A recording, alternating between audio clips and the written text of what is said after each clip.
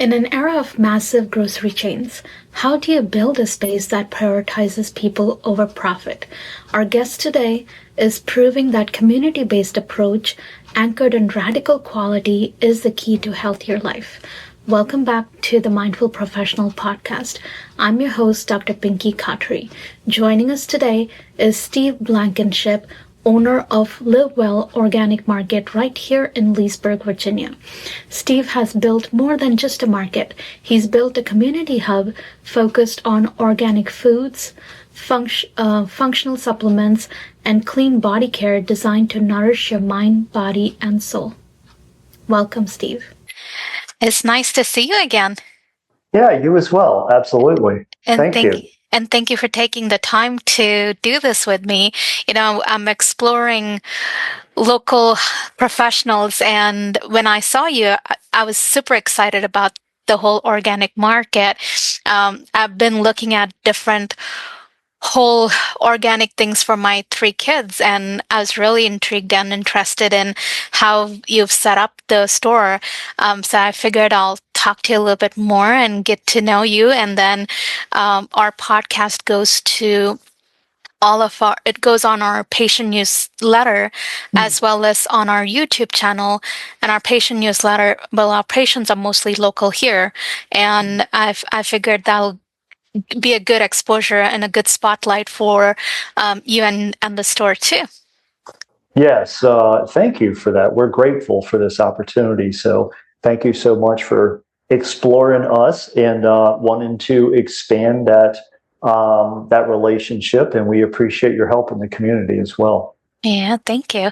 So tell me, how did you get into the business of organic market? How did it start? Yeah, so my passion for health and nutrition really dates back to when I was a child. I had gotten away from that, like a lot of us do when we, land a career and we, basically are trying to drive up the corporate ladder. Yeah. So, I was no different. And I found myself moving further and further away from, that lifestyle. And my health started getting worse and worse. So I guess to move forward, I ended up, kind of coming back into health and nutrition because conventional medicine just wasn't getting me there. And I developed a refound passion for it. After 35 years in my previous career, I decided it was time.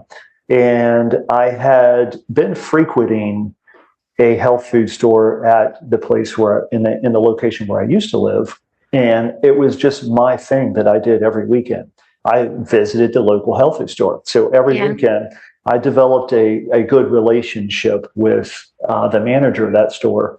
And he and I became good friends, and I shared where I was in my life. And he said, you should, totally open a store.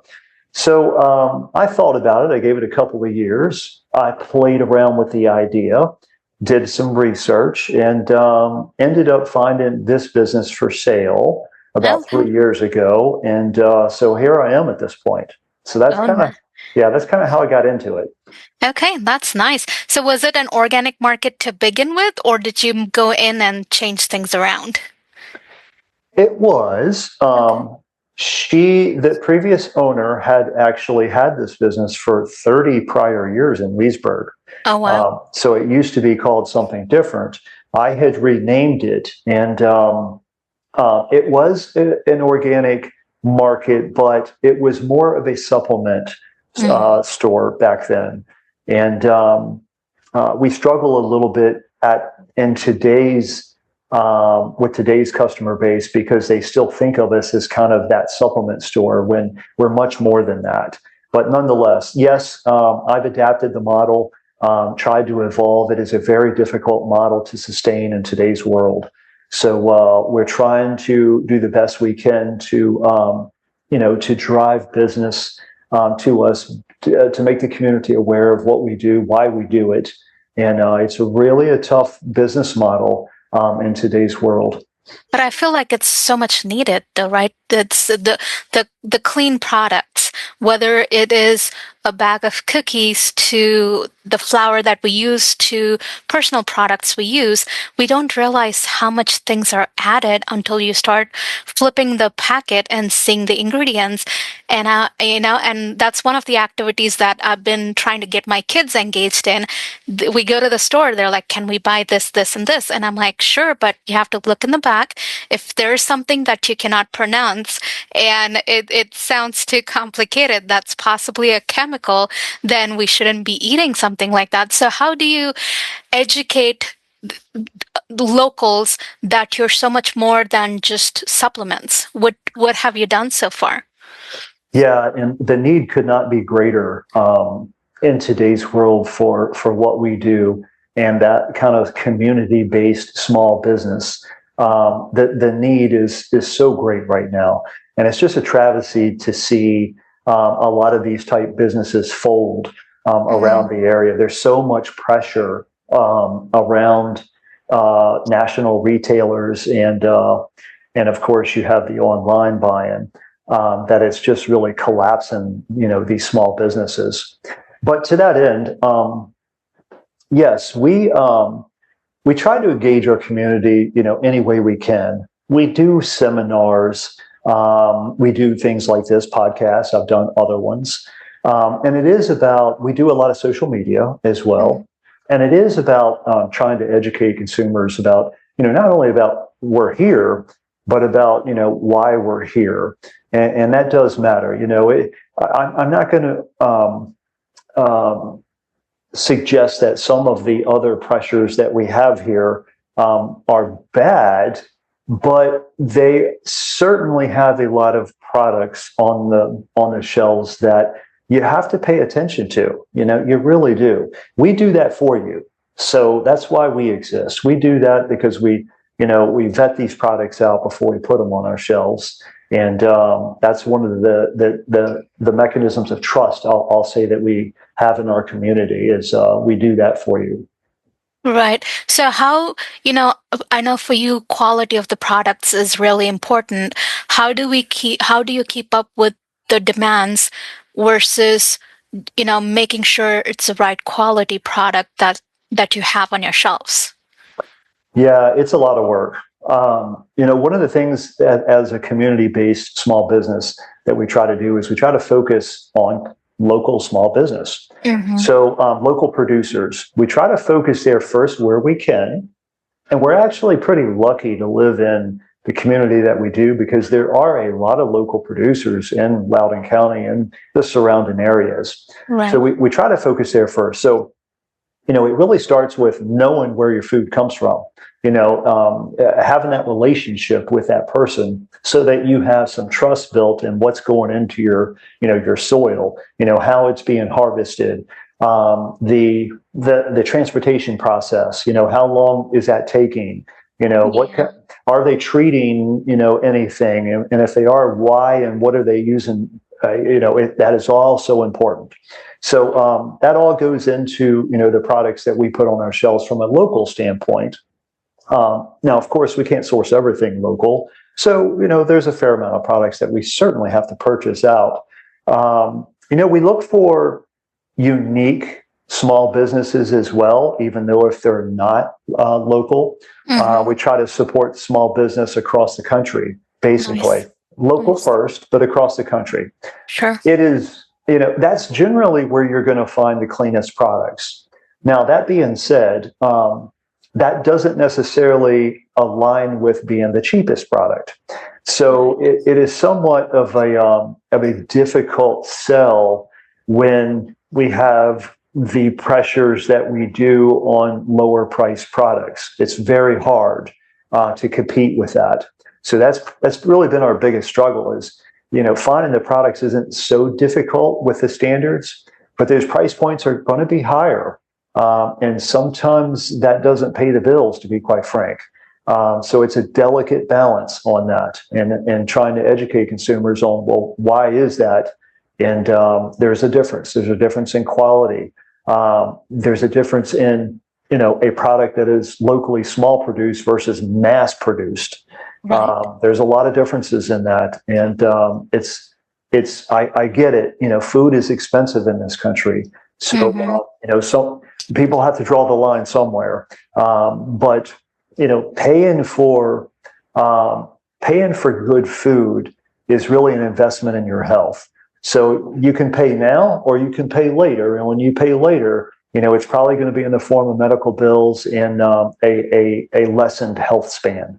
Right. And it's probably a lot more expensive at that point, too. Exactly.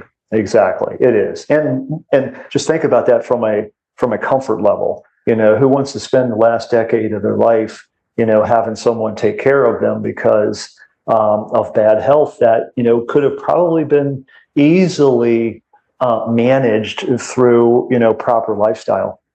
I agree. So how does your own mindfulness practice influence the way you do business?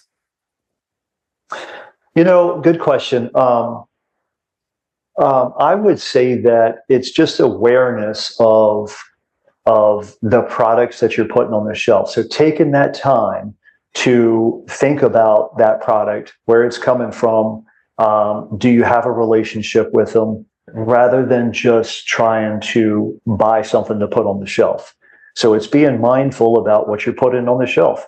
No different from being mindful with, your personal life and what you should be thinking about every time you're doing something, trying to be present.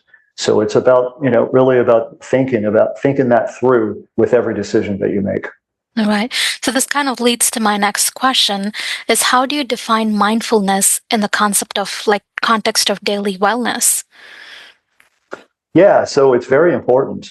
What I like to call mindfulness and being present. So it's really a matter of thinking through that process of what's going in your body. Why you're eating that specific thing.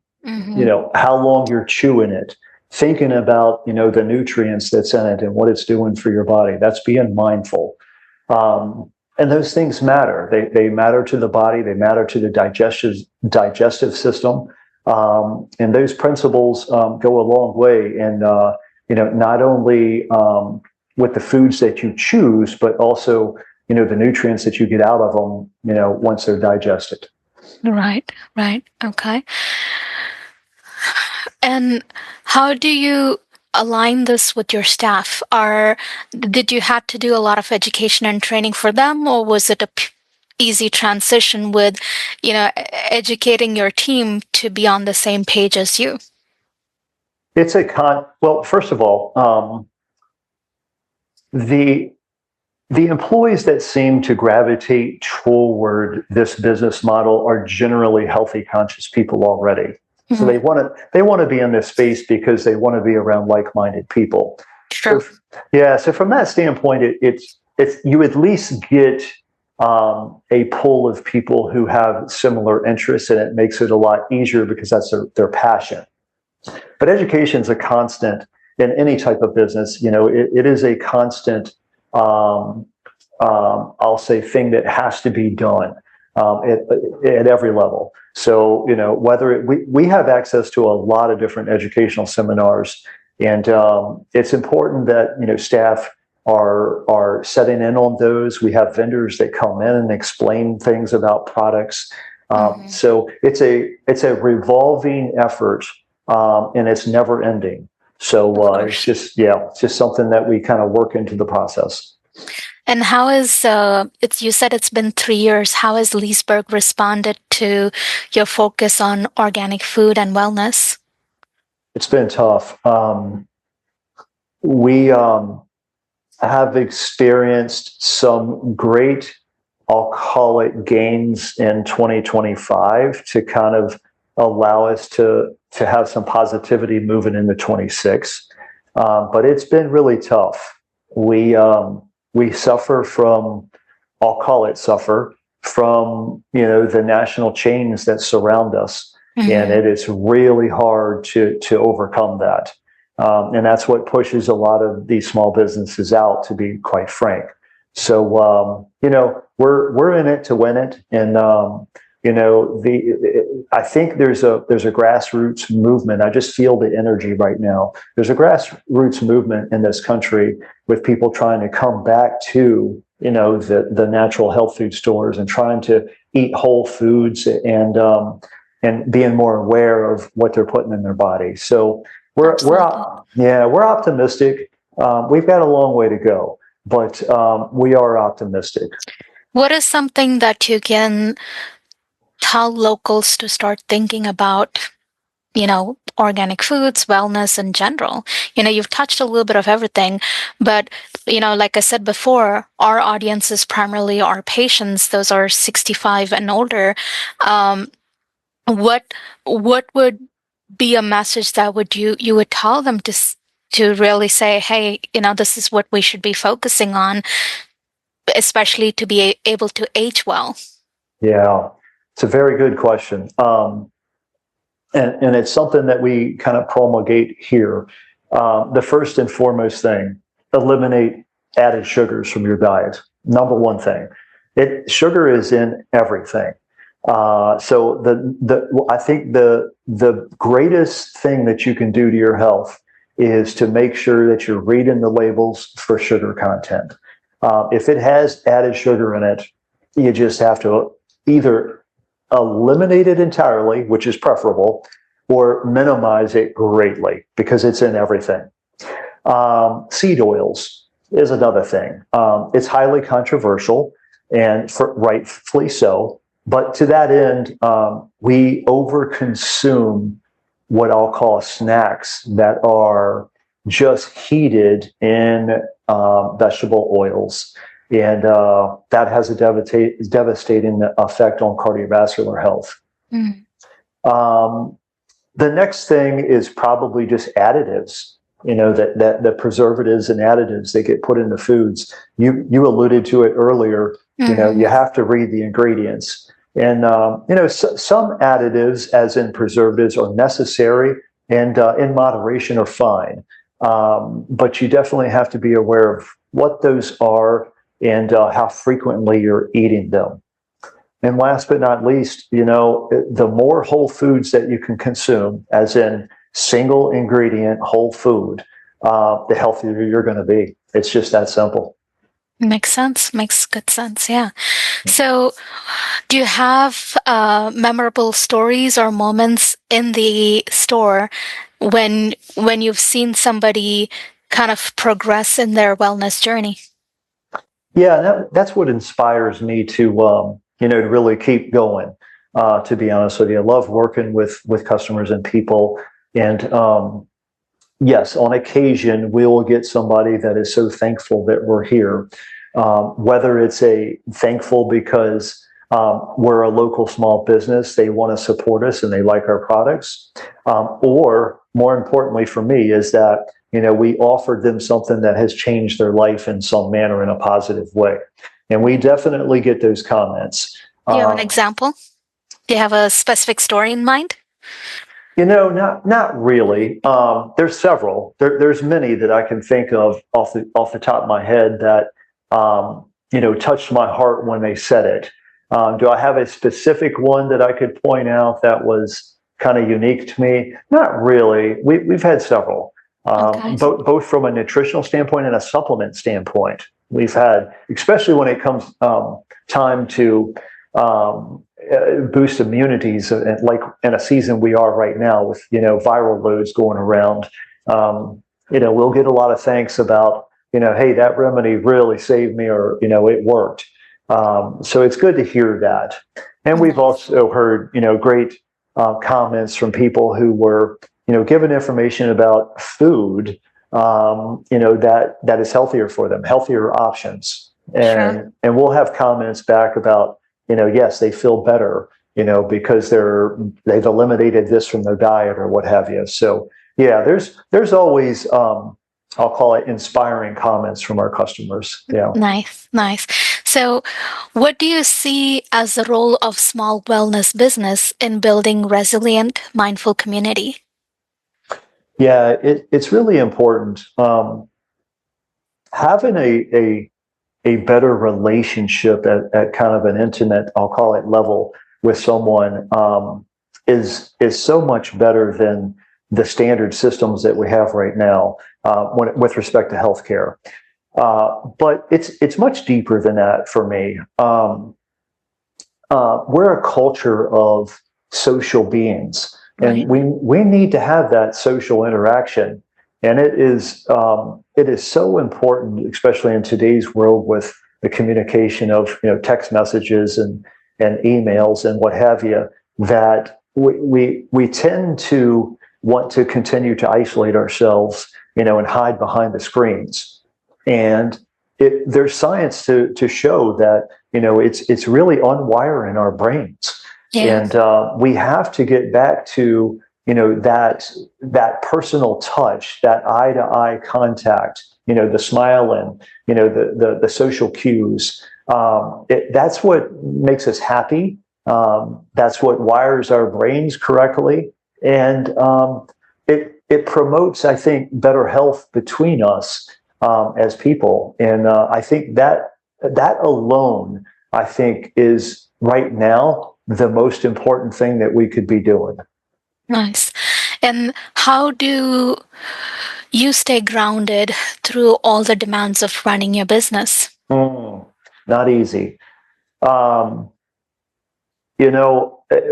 I have found is that I just have to force myself to take time off. It was not uncommon for me to work 7 days a week for months on end.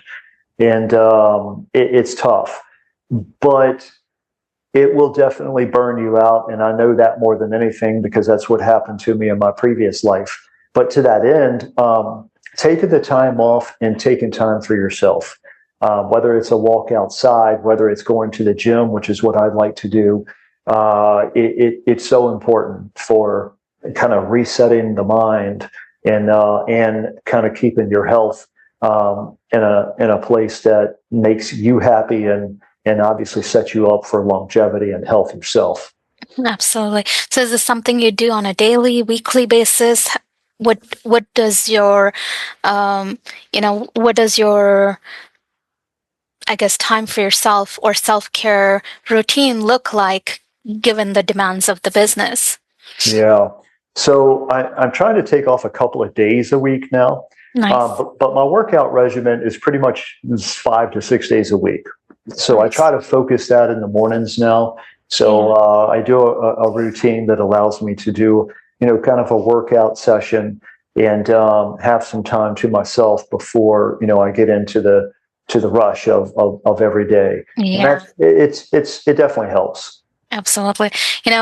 When I started, I was inspired by one of the podcasts I was listening at that time, and they had mentioned about a 5 a.m. club where you wake up, you do everything from you move, meditate, read, and reflect before the world wakes up. And as the sun rises, so you're kind of absorbing some of that energy. And that way it prepares you for when the 9 a.m. rush hits. And, that has really stood out and kind of helped shape some of my personal practices I do. I try to wake up, rise with the sun, and kind of take time, especially the reading part. That really seems whether I'm reading something business related or spiritual or whatever it is, just taking time to completely close everything out, read, move, all of that has really made a difference. It's nice to see that you have something similar going on your end too. How mindfulness practices do you think can help professionals, whether it's in terms of balancing stress, decision making, leadership? We talked about the what they take in terms of food and supplements and things like that. But in general, what do you think about these practices? How they can help professionals or older adults to be able to lead their lives better? Yeah. That's a great question. I have recently taken up meditation and have found it a great benefit. So I would certainly encourage people to look in that direction. It doesn't have to be meditation. It could be yoga. There's other methods out there. I happen to like meditation. I am not perfect. I'm still kind of a student and learning, but I do find it very useful. It is very good at just helping to kind of calm the mind and stop what we call the concept of grasping for everything, which creates a lot of stress in our lives. So I do want to expand that knowledge, and I definitely have found something that can help manage stress on a daily basis. Yes. Thank you. Yeah. Yeah, it's definitely nice to, like you said, calm your mind. And because we have what we call the monkey brain, right? Our brain just runs in all directions, whether we're having a conversation with somebody or doing something, we're never actually in the room doing it. Our brain is always somewhere else. And this kind of helps to ground yourself and make sure you're in the present. And that changes a lot of things. Very nice. So do you have anything you could leave for the listeners with a guiding principle for 2026? And what would it be and why? Yeah, and it kind of really ties into what we were just talking about being present and being mindful. We live a very hectic life these days, especially with parents and children. It's tough. It's really tough to make it in this area if both parents aren't working, and it's a hard life. A lot of busyness going on. What I would encourage people to do, and some of the things that I like to do myself, is take that 5 minutes or even if it's 2 minutes and do a quick breathing exercise. Just check in with yourself. Take some deep breaths, exhale slowly. Do that 4 to 6 times, and you will notice a difference in your blood pressure immediately, and it will calm you down. That's one way to stay mindful and present. When you're doing little, little simple tasks throughout the day, it could be something simple. Be mindful when you're doing that. It could be brushing your teeth. I know I'll catch myself in the mornings trying to rush out the door. You're brushing your teeth and you're already thinking about that next task. Mm-hmm. Think about what that toothbrush is doing on every tooth. And you would be surprised about how more effective that you are at doing that, and how it just calms the mind. That work's going to be there. The work's going to be there. It's not going anywhere. So just taking those moments to understand what you're doing and seeing everything that life has to offer at that moment, it can really take you a long way and make your life a lot happier. Sounds good. Thank you. I'm so glad you were able to take time again to go talk to our listeners and go over eating organic, staying well, all of that good stuff. I really appreciate you being on here and going through this with me. I am new to all of this. I started my podcasts, I would say probably fall last year. I've been kind of in the mindfulness space for a couple years, kind of started post-COVID, just looking at things on making things a little bit more manageable because I had so much anxieties around the office, around the house with 3 young kids. And I was just looking for something, and this really helped. And, the biggest thing is a lot of times people think, oh, mindfulness is just some foo-foo thing, but there's so much research, especially now, there's neurological evidence on how that affects your brain. And as a medical provider, for me, that is a big eye-opener, saying, hey, there's actually evidence that this is going to do this for you. So I'm always like, why aren't more people, taking up practices like this when there's so much evidence right here says that it can help in all aspects of our lives? Yeah, you're right about that. And I appreciate the opportunity to be on your podcast. So I'm grateful to have this opportunity. Thank you. Thank you very much. You have a good rest of the day.